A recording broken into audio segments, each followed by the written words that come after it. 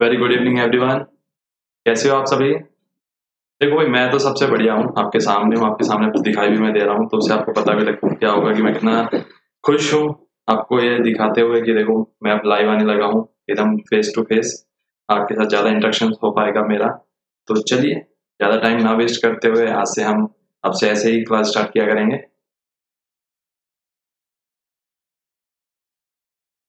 तो देखो, मैंने कुछ चीज़ें इसमें चेंज करी है, तो वो आपको पता भी लग जाएंगी। तो टाइम है अब हमारा सीखने का, तो इसलिए मैंने इसको भी सबसे आगे रखा है कि अब ये टाइम है हमारा सीखने का। जितना हम सीखेंगे उतना हम चेंज भी कर पाएंगे और उतना ही आगे बढ़ पाएंगे। दूसरा, एक साइड में मैंने लिखा, देखो, वी लर्न वी ग्रो। अगर हम पढ़ेंगे और कुछ सीखेंगे तो हम आगे बढ़ेंगे। अगर हम ये देखेंगे कि भाई वो नहीं कर रहा तो मैं भी क्यों सीखूं, तो वो आगे नहीं बढ़ना चाहता, तो क्या आप भी आगे नहीं बढ़ना चाहते हो? वो कोई भी कूदेगा, आप भी कूदोगे? नहीं ना, तो आपको तो आगे बढ़ना है। तो चलिए, आप लोगों ने अभी तक हमें फॉलो नहीं किया तो आप हमें फॉलो कर सकते हैं। तो ये हमारा ट्विटर अकाउंट है जहाँ पे आप हमें फॉलो कर सकते हैं। यूट्यूब चैनल को आप लोगों ने सब्सक्राइब नहीं किया कहने के बाद भी, तो आप सब्सक्राइब कर लीजिए इसको। और बेल आइकन याद से प्रेस कर देना, जो ऐसे होता है ना बेल आइकन, ये देखो थोड़ा ऐसे होता है। और टेलीग्राम ग्रुप को आप ज्वाइन कर लीजिए। अगर आपके पास में कोई सजेशन है, कोई फीडबैक है, तो वो आप हमें यहाँ पे भेज सकते हो, जीमेल के ऊपर फीडबैक के लिए। और आप कमेंट करके भी हमें बता सकते हो कि आपको ये नया चेंजेस कैसा लगा। उम्मीद करता हूँ आपको अच्छा लगा होगा नया चेंजेस। तो चलिए अब स्टार्ट कर लेते हैं अपना मोटिवेशनल कोट। जो पढ़ते हो उसे अमल में लाना सीखो, यही उन्नति का मार्ग है। Which read, learn to materialize it, that is the path of advancement. जो सीखा और भूल जाना, ये मार्ग नहीं है जीवन का। जो सीखते हो उसी को अपनी लाइफ में भी इम्प्लीमेंट करने की कोशिश करो, धीरे धीरे ही सही, करके तो देखो, अच्छा लगता है। चलिए अब वोकैब को स्टार्ट कर लेते हैं। सीखना तो है ही हमें डेली कुछ ना कुछ नया। साइट मतलब नजर, द फैकल्टी और power of seeing.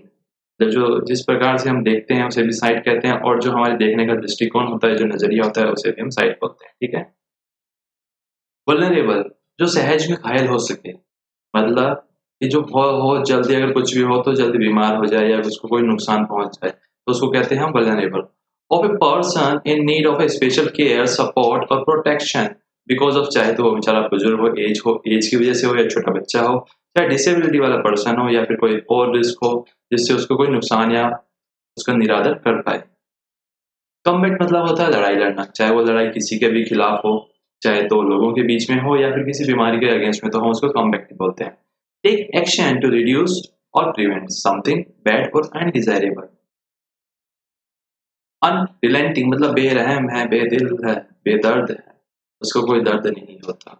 Not giving way to kindness और कंपैशन, उसको कोई फर्क नहीं पड़ता कि आप कैसे हो, वो जैसा सबके लिए कठोर है वैसा ही आपके लिए भी कठोर है। तो आज मैं वो वाले एग्जांपल नहीं दूंगा, क्योंकि आज मैं अपना फेस भी दिखा रहा हूँ, तो फिर आप मेरे इंप्रेशन समझ जाओगे। फर्टिलिटी मतलब मृत्यु की जो संख्या होती है, जो मृत्यु दर होता है वो। An occurrence of death by accident in war, चाहे मौत का होना, चाहे किसी युद्ध में मैदान में हो, चाहे बीमारी की वजह से, तो उसको जो होती है मृत्यु दर, उसको कहते हैं फर्टिलिटी रेट। फैटीग होती है थकान, जैसे कि आप भी अभी देखो पढ़ाई करने के बाद थक जाओगे, और घर पे तो हो ही, जैसे कि वरना तो क्लास से जाके और सो जाओगे, पढ़ोगे तो फिर हो नहीं, तो उसको कहते हैं फैटीग हो गई भैया, थकान हो गई, हम बहुत पढ़ लिए आज और नहीं पढ़ने वाले। अब ये तो कुछ लोग तो यहीं पे हमारा वीडियो बीच में छोड़ के चले जाएंगे, ना ना, थकान, थक गए हम तो इतना देखते हो भाई। Extreme tiredness resulting from mental और फिजिकल एक्सर्शन और इलनेस। प्लीजेंट मतलब सुखद, क्या आनंद की अनुभूति प्राप्त हुई आज मुझे देख के, है ना, काफी लोग तो मन ही मन मुस्कुरा रहे हैं मेरे। Giving a sense of happy satisfaction और एंजॉयमेंट, देखो ये हैप्पी हो ना हो, हम तो हैप्पी हैं एकदम से। इम्पेशेंट मतलब बेसब्री, था आपको इंतजार मेरा, मैं आ गया, ये लो। The tendency to be impatient, irritability और रेस्टलेसनेस, बेसब्री से था ना आपको मेरा इंतजार, मुझे देखने का लाइव ऐसे बाय फेस से, तो ये लो मैं आ गया। विजिल, जागते रहो, जागते रहो, जागते रहो, कुछ भी हो जाए लेकिन जागते रहो, जागते रहो। A period of keeping awake during the time usually spent asleep, especially to keep watch और pray, यानी आपको हमेशा सावधान रहना है, सचेत रहना है, और अपने आप को भी बचाना है और बाकी लोगों को भी बचाना है। एविडेंट मतलब ये तो बात स्पष्ट है, एकदम क्लियर कट बात है, क्लियरली सीन और अंडरस्टूड और ऑब्वियस, यानी जो दिखाई दे रहा है वही है। अगर कोरोना की बीमारी है तो है, खतरनाक है तो है। वैक्सीन मतलब अभी तक क्या काफी लोगों ने सुना है वैक्सीन आने वाली है, वैक्सीन आने वाली है, लेकिन कोई ये नहीं बताता भैया वैक्सीन है क्या। तो इसलिए मैंने सोचा चाहे भले ही छोटा वर्ड क्यों ना हो, लेकिन हम हर एक चीज को कवर कर रहे हैं, तो जरूरी नहीं है ना कि जितने भी यहाँ पे देख रहे हो हमारे व्यूअर, कि सबको पता हो कि वैक्सीन होती क्या है। तो वैक्सीन का मतलब होता है टीका, a substance used to stimulate the production of antibodies and provide immunity against one or several diseases prepared from the causative agent of a disease, its product, or a synthetic substitute treated to act as an antigen without including the disease। तो एक प्रकार का ये injection है, टीका है, जो produce करेगा आपके बॉडी में लगने के बाद में एंटीबॉडी, जिससे कि रोगों की प्रतिरोधक क्षमता, जिससे कि आप जो भी बीमारी होगी उससे बेहतर तरीके से लड़ पाएंगे। तो और मतलब होता है इलाज, किसी भी चीज का इलाज करते हैं, क्योर, रिलीव ए पर्सन और animal of the symptoms of A disease और कंडीशन, किसी बीमारी से या उस हालात से आपको इलाज दिलाना, उससे मुक्ति दिलाना अगर आपके पास दिखाई देते हैं उनके लक्षण आप में। तो अडेप्टेशन का मतलब कौन बताएगा मुझे? अनुरूपण, द एक्शन और प्रोसेस ऑफ अडेप्टिंग और बीइंग अडेप्टेड, किसी चीज को अपने अंदर अनुरूपण करना, मतलब अडेप्ट कर लेना, उसे अपना लेना होता है इसका मतलब। एसिम्प्टोमेटिक, एसिम्प्टोमेटिक स्पर्शोन्मुख ऑफ ए कंडीशन और ए पर्सन प्रोड्यूसिंग और शोइंग नो सिम्टम्स, या तो कोई कंडीशन या फिर कोई व्यक्ति जो दिखाता है कि उसके पास में कोई ऐसे लक्षण नहीं है जिससे कि लगता हो कि आप उसको कोई बीमारी हो या उसको कुछ नुकसान पहुंचने वाला हो। थ्रस्ट मतलब रुझान, थ्रस्ट का मतलब हो गया रुझान। ए फोर्सफुल अटैक और एफर्ट, मतलब आपको ऐसे कठोर कदम उठाने हैं अब जिन चीजों की जरूरत है, तो उसे कहेंगे हम फोर्सफुल अटैक या फिर कोई एफर्ट जो कि हमें प्रयास करने हैं। डायग्नोसिस मतलब रोगों का निदान करना, the identification of the nature of an illness और other problem by examination of the symptom. तो उसको मतलब क्या हो गया, जो आइडेंटिफाई करना, पहले तो आपको किस प्रकार की बीमारी है, किस प्रकार की समस्या है, और उसका एग्जामिनेशन करना कि क्या लक्षण है, तो उसको कहते हैं डायग्नोसिस। कंटेनमेंट, कई बार ये इन दिनों में पिछले 4 महीनों में तो खास तौर पे containment zone, containment containment containment हमने बहुत सुना, लेकिन मतलब ही नहीं पता हम लोगों को, आधे से ज्यादा कई जनों को। कंटेनमेंट आखिर होता क्या है? रोकथाम वाला जोन, जहाँ पे बहुत ज्यादा कुछ हद तक बीमारी फैल गई है, बढ़ गई है, लेकिन अब हमें वहां पे रोकना है, वहां पे रोक लगानी है, बीमारी और ना फैले और ना बढ़े, तो उसको कहा जाता है containment. The action of keeping something harmful under control और विद इन लिमिट्स, जिससे कि जो हार्मफुल है, जो हमें नुकसान पहुंचाने वाली चीज है, उसको या तो कंट्रोल में कर सके और या फिर हम उसकी लिमिट में उसको बांध दे कि भैया अगर जैसे कि पहले 10 लोगों को 5 मिनट में बीमारी हो रही थी, ठीक है, अब हमने कुछ ऐसे एफर्ट्स किए कि एक जना ही बीमार हो रहा है 5 मिनट में, तो ये एक प्रकार के उसको लिमिट कर दिया हमने हमारे एफर्ट्स के द्वारा।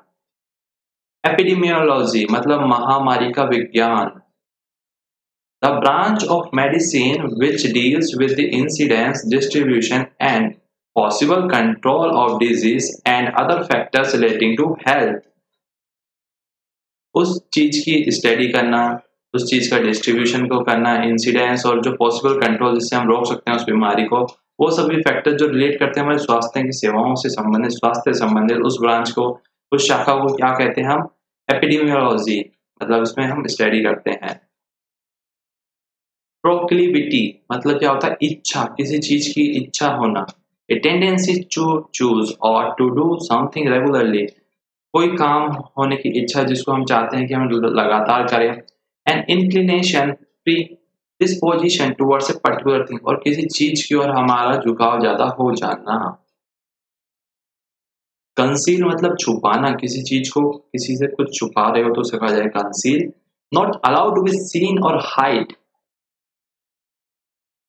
सेल्फ डिफीटिंग मतलब स्वयं को ही हराना, अगर आप कुछ चीजें छुपाओगे तो खुद को ही हराओगे। Of an action preventing rather than achieving a desired result. Futile मतलब खुद हार रहे हो आप, तो आपको खुद से तो नहीं हारना कम से कम। हार्वेस्ट मतलब होता है उपज, किसी चीज का उपज होना। कलेक्ट और obtain a resource for future use, और जो उपज हुई है उसको आप कलेक्ट करोगे, ऑब्टेन करोगे भविष्य में यूज करने के लिए, यानी कलेक्शन ऑफ एक प्रकार से डेटा कह सकते हो आप। एल्बाइट, और ये शब्द मैं चैलेंज कर सकता हूँ, काफी लोगों को नहीं पता होगा हिंदी मतलब इसका हालांकि होता है, क्योंकि हम हो को जानते हैं, ऑल्दो को जानते हैं, लेकिन एल्बेट हम नॉर्मली यूज नहीं करते हैं। तो इसलिए आप ये सभी जितने लोग भी है मेरी वीडियोस देख रहे हैं तो ये एक अच्छा वर्ड है, तो इसको तो हमेशा नॉर्मेलिटी मतलब साधारण अवस्था, मतलब जो नॉर्मल कंडीशंस है उस चीज की इसमें बात हो रही है। The condition of being normal, the state of being usual, typical और एक्सपेक्टेड। तो ये हो गया अपना आज का वोकैब यहाँ तक। तो बात कर ली जाती है आज के आर्टिकल की, तो आइए जानते हैं आज का आर्टिकल क्या है, किस चीज के ऊपर है जो हमें इतनी सारी वोकैब सीखने को मिली आज के आर्टिकल में। तो आज के जो आर्टिकल का जो टाइटल बताया जा रहा है, कहा जा रहा है टुवर्ड्स ए न्यू नॉर्मल। अब हमें जो झुकाव हो रहा है, हमारा जो जा रही है, हमारी दिशाएं जो जा रही है वो किसी एक नए साधारण चीजों की तरफ जा रही है कि अब हम नए प्रकार से हम साधारण हो रहे हैं। तो ये जानते हैं क्या किस प्रकार से हम अब साधारण हो रहे हैं। With the vaccine not yet in site, जो वैक्सीन है यानी जो टीका है अभी तक हमारी दृष्टि में नहीं आया है, यानी अभी ट्रायल्स ही चल रहे हैं। अभी खास तौर पे अभी ये नहीं पता कितना टाइम और लगेगा और कब तक आएगा। Easier cheaper testing can help protect the vulnerable, आसानी से और सस्ती टेस्टिंग, यानी कि या तो फ्री हो या फिर कम से कम पैसों में हो। टेस्टिंग ही हेल्प कर सकती है, मदद कर सकती है हमें बचाने में उन सभी लोगों को जो बहुत ज़्यादा नाजुक है, चाहे वो सीनियर सिटीजन हो, चाहे छोटे बच्चे हों, चाहे वो कोई भी एज का कैटेगरी पर्सन हो या कोई भी हो, हर किसी को बचाना है। तो जब भी वो सक्सेसफुल हो पाएंगे, जब भी हम उन्हें बचा पाएंगे। सबसे पहले जो आवश्यकता यहाँ पे बताई गई है, आसानी से उनको उपलब्ध होनी चाहिए, ईजी है। दूसरा जो बताया गया चीपर, यानी कि ऐसा ना हो कि जो टेस्टिंग है बहुत महंगी हो, बहुत सस्ती हो और सबके पास में होने की फैसिलिटी होनी चाहिए। तो ये है आज का आर्टिकल, तो ये जानते हैं इसको क्या बताया गया। The centre has announce for the relaxations, केंद्र ने अनाउंस करी है फिर से कुछ और रियायतें, कुछ और छूट in the lockdown that began on 25th March to combat the कोविड-19 pandemic although the numbers are unrelenting. बताया जा रहा है कि केंद्र सरकार ने अब फिर से घोषणा की है कुछ और छूट देने की, तो किसके अंदर, लॉकडाउन में जो स्टार्ट किया गया था 25 मार्च से। किसके लिए, लड़ाई लड़ने के लिए कोविड-19 महामारी से। हालांकि जो नंबर्स हैं वो अभी तक बढ़ते ही जा रहे हैं, कोई कम नहीं हो रहे और काफी कठोर हैं। उनके ऊपर किसी पे भी दया नहीं आ रही कि ऐसा नहीं है कि वो बच्चों को छोड़ रहे हैं या फिर पैसे वालों को छोड़ रहे हैं, गरीबों को छोड़ रहे हैं। तो वो हर किसी के लिए ये बीमारी समान रूप से घातक है। The third phase will now take effect from August 5, और जो तीसरा चरण होगा इसका वो 5 अगस्त से स्टार्ट होने वाला है। एट नियरली 17 लाख, और लगभग 17 लाख लोग अभी तक इस बीमारी की चपेट में आ गए हैं। इंडिया, जो भारत है हमारा, स्टूड यानी स्टैंड करता है third among countries with the highest number of cases. Bharat top 3 में थर्ड नंबर की रैंक हासिल कर चुका है कोविड-19 के जो बीमारी चल रही है उसमें, कि हम तीसरे नंबर पे हैं पूरे विश्व में। Third of these cases are currently active, और इसका 1/3 अभी तक एक्टिव केसेस हैं, यानी कि बाकी जो पर्सन बचे हैं वो सारे ठीक हो गए हैं, लेकिन अभी भी 1/3 जो है वो अभी भी इस बीमारी की चपेट में है, और वो कहा जा रहा है कि एक्टिव केसेस हैं, तो उनको भी बहुत जल्दी ठीक करना है। विद ओवर 36,000 डेथ, और लगभग 36,000 से ज्यादा लोगों की इस बीमारी के कारण मौत हो गई है, जो एक बहुत बड़ी दुखद खबर है।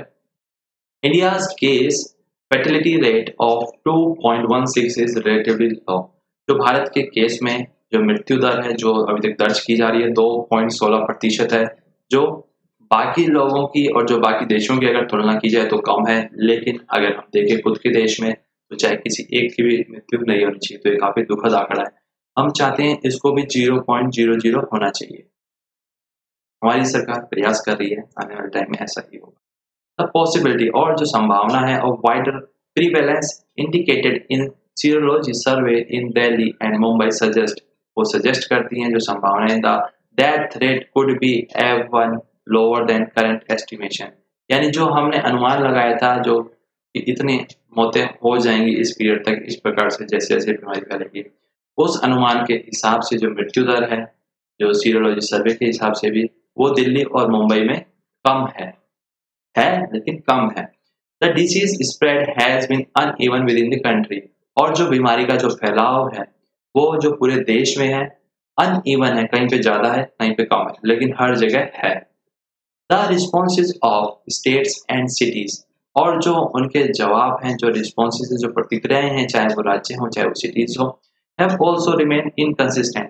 वो भी क्या है, अभी तक इनकंसिस्टेंट है। कोई उसमें बढ़ चढ़कर भाग ले रहा है यानी लड़ाई लड़ने के लिए, और कोई अभी तक ढुलमुल रवैया अपना रहा है। Along with the number of cases, और अभी तक बात की जाए जितने भी नंबर ऑफ केसेस जो आ रहे हैं, overwork health care professional experiencing fatigue, या जितने भी हमारे जो हेल्थ केयर के प्रोफेशनल्स यानी जो डॉक्टर्स हैं, जो नर्सिस हैं और जो मेडिकल का स्टाफ है, वो एक्सपीरियंस कर रहे हैं थकान को, क्योंकि वो ओवर टाइम काम कर रहे हैं लोगों को सुविधाएं देने के लिए और उनकी जान बचाने के लिए। And the public showing impatient with restrictions are also on the rise, और जो जनता है वो भी बेचैन होती जा रही है क्योंकि जो रिस्ट्रिक्शंस है वो भी बढ़ती जा रही है। This is not a pleasant mix of circumstances, ये है कोई एक अच्छा मिक्स नहीं है, एक अच्छा स्वागत नहीं है जो सर्कमस्टांसेस, जो परिस्थितियां हमारे सामने आ रही है कि एक तरफ जो डॉक्टर्स है वो बेचारे थके हारे भी लगे हुए हैं, और जो जनता है वो समझने को तैयार नहीं है कि वो भी तो इंसान ही है। And almost vigil must continue, और बहुत जरूरी जो है इन सब चीजों में और इन सब चीज़ों में बहुत ज़रूरी क्या है, अब हमें जागरूक रहने की, सचेत रहने की, हर किसी को, चाहे वो गवर्नमेंट हो, चाहे वो जनरल आम पीपल हो। तो सचेत रहिए, स्वस्थ रहिए। तो चलिए आगे बढ़ते हैं। बाय नाउ, और अभी तक, इट इज़ ऑल्सो एविडेंट, और यह साफ-साफ दिखाई दिया है, क्या दिखाई दिया है, that complete lockdown has disrupt, जो हमने पूरी तरीके से जो लॉकडाउन लगाया था उससे हमारी जो डिसरप्ट हुई है क्या, economic activities can't be sustain over long period of time. तो उस टाइम से जो हमारी इकोनॉमिक एक्टिविटीज जो प्रभावित हुई वो अभी तक क्या है, ठीक प्रकार से पटरी पे नहीं आ पा रही है। जिम्स एंड योगा सेंटर्स, जो जिम और योगा सेंटर है, बट नॉट एजुकेशन इंस्टीट्यूशंस, लेकिन एजुकेशन इंस्टीट्यूशन नहीं है, यानी जो स्कूल कॉलेजेस वगैरह नहीं। मेट्रो रेल भी अभी तक स्टार्ट नहीं हो पाई है। और लार्ज गैदरिंग यानी लोगों के जो समूहों में जो वहाँ पे जो गैदरिंग्स होती थी, इकट्ठे होते थे, वो भी अभी तक अलाउ नहीं है। ये जो है जिम और योगा सेंटर अलाउ हो गए हैं नेक्स्ट फेज से, यानी 5 अगस्त वाले फेज से आप जिम में अब जा पाएंगे, तो ये आप लोगों के लिए एक अच्छी खबर है। Movement of people and goods across border will be easier as per the centre guidelines, और जो मूवमेंट्स है, जो चाहे लोगों का हो चाहे जो सामान आ रहे हैं जा रहे हैं जो बॉर्डर से, अब उनका सेंटर की जो और गाइडलाइंस है उसके हिसाब से उनको और सहूलियत दी जाएगी। रैंडम रिस्ट्रिक्शंस, और कभी कभार की जो रिस्ट्रिक्शंस हैं यानी जो उनके ऊपर प्रतिबंधित जो रोक लगाई गई है on movement such as those in Tamil Nadu, जैसे कि तमिलनाडु में where an e pass is required for intra and inter state travel must now be done away with.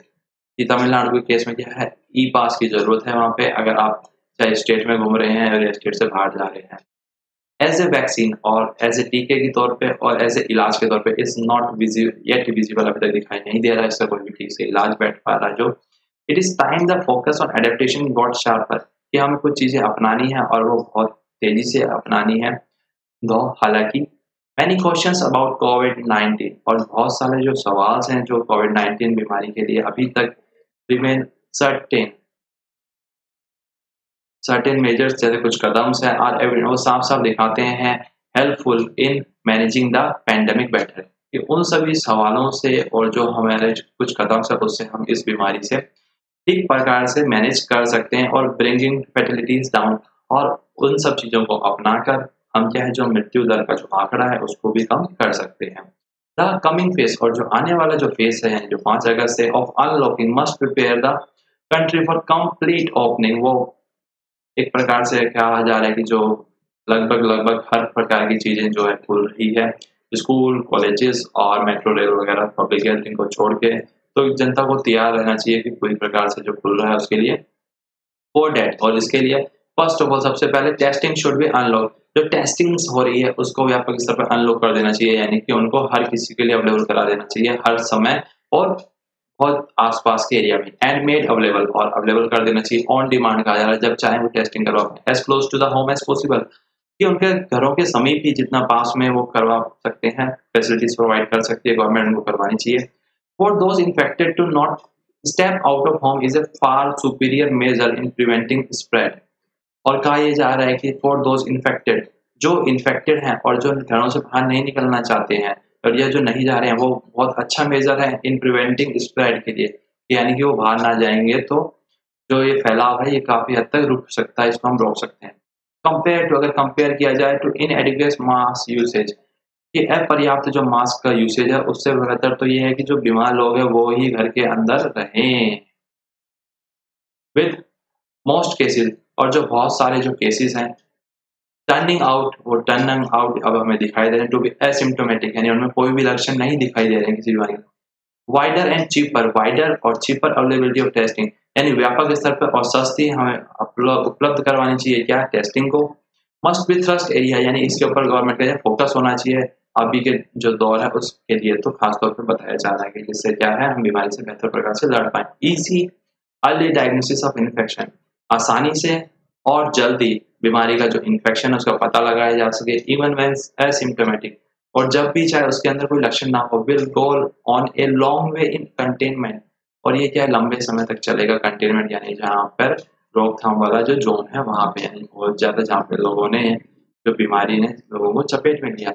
The concerns, और जो चिंताएं हैं regarding increase dependence on rapid antigen test in some places must be addressed, कि जो अगर हम antigen test के ऊपर डिपेंडेंसी बढ़ाते हैं जो उसके संदर्भ में जो चिंताएं हैं उसको भी अब हमें एड्रेस करना चाहिए, उनको भी रिसोल्व करना चाहिए कि वो क्या चीजें हैं जिसके कारण से कुछ जो लोगों के ऊपर जो है वो चिंताएं हैं उनको।